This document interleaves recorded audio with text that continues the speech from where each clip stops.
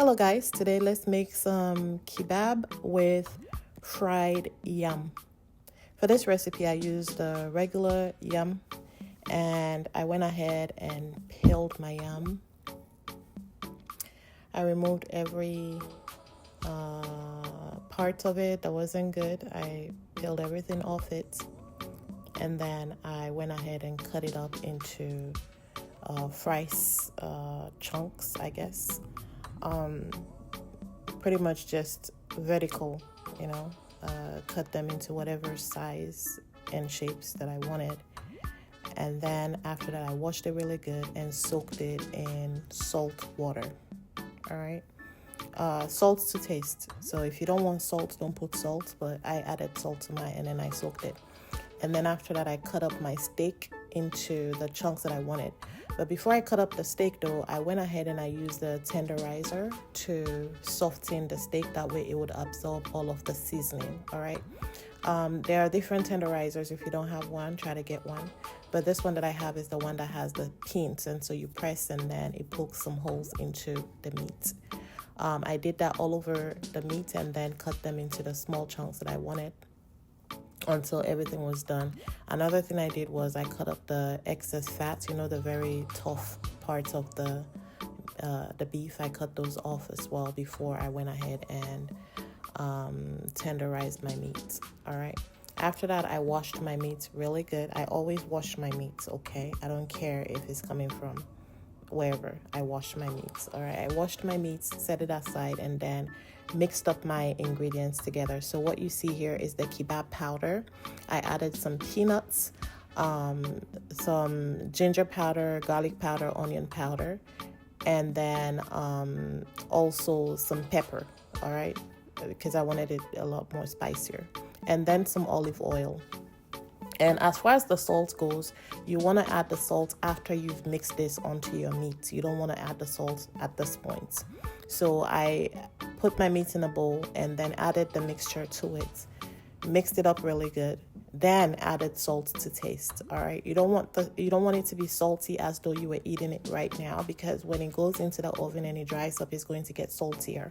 So you want to add just a little bit of salt, all right, so that you don't have very salty kebab. And so I mixed it all up together and then cut up my vegetables. For this one, I used onions, and then green bell pepper and red bell pepper. And that is what I used to garnish my kebab. And once I was done cutting my veggies into the sizes that I wanted, then I went ahead and created my kebab.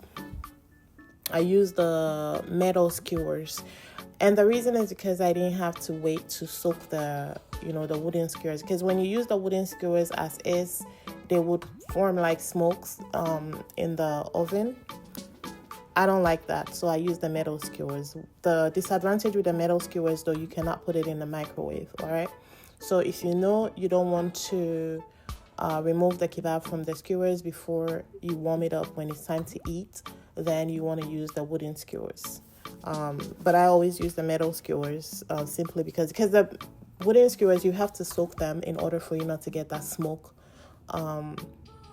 when you put it in the oven. So this is me here putting my kebab and the veggies on the skewers, and then I set them aside. I did this until everything was done. The remaining kebab that I did not want to put on the skewers, I just went ahead and put it in a baking pan and then bake those ones as is, because I didn't have enough veggies to complete them. But this is me here. I did this for everything until everything was done pretty much. And this was actually very, very, very delicious, guys. It wasn't dry and it wasn't it was juicy, not extremely juicy, but it wasn't dry. I don't like when my kebab is super dry. So this was actually really perfect. It was nice. And this is the rest of it that I put in the baking pan. I lined it with foil, and then I had this one bake after everything was done by itself without putting them on the skewers, because I felt like I didn't have enough veggies to complete the rest of it. And this is it here, looking very nice and delicious. I covered my kebab with foil for about 20 minutes and then took off the foil so that it dries up some more when it was almost ready. I think about 15 minutes to time is when I took off the foil from the kebab. But yeah, I covered it so it retains the moisture. All right.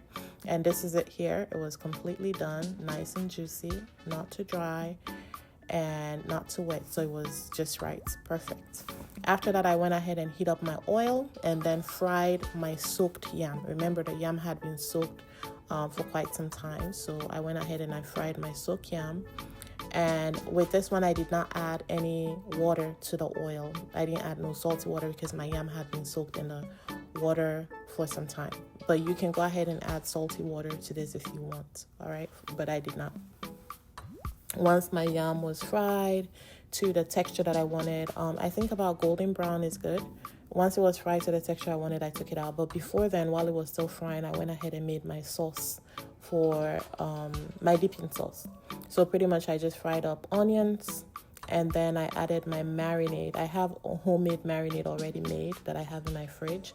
And that marinade consists of bell peppers, some, I believe, fresh snow, onions, and some powdered seasoning that I have in my pantry. So that's how I make my homemade marinade. And I also do top it up with olive oil. And then as you can see here, I added some chili peppers to the mixture. And then there's already salt in my marinade, so I did not need a lot of salt, but you add salt to taste and whatever other seasoning you want. You can actually use any dipping sauce for this, but I decided to make the one that I made for it. And then I fried the rest of my yam. And once everything was done, then I went ahead and plated it. All right. So this is me frying the remaining yam. And then I added some tomatoes. I had actually almost forgotten to add tomatoes to my mixture. I added a little bit of tomatoes to the sauce and then rounded up my cooking. So this is the rest of the yam that was frying. And that was it, guys. I went ahead and plated it really nicely on this nice plate. And then I added the sauce to the middle. Well, I actually added some kebab powder on top of it first. And then I added the sauce that I made in a little bowl in the middle of the plate. Then added my yam to it. And this was really nice and delicious. But like I said, if you know you want to warm everything before you eat it, please do not use the metal skewers because then you have to take it off. But yeah, usually I'll just slide them off the metal skewers if they need to go into the microwave. But this is it, guys. It was really delicious. Let me know how yours turned out when you tried, okay? All right, see you guys later. Bye-bye.